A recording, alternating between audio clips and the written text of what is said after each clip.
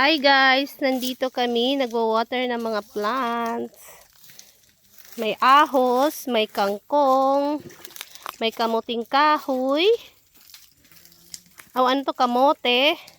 May kangkong, ahos. No?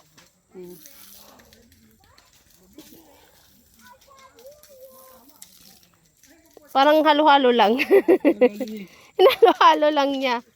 Dapat dito yung puro ahos, doon puro kangkong, doon puro tapos may doon. It's our plant. And these are the tawag dito? Lemongrass.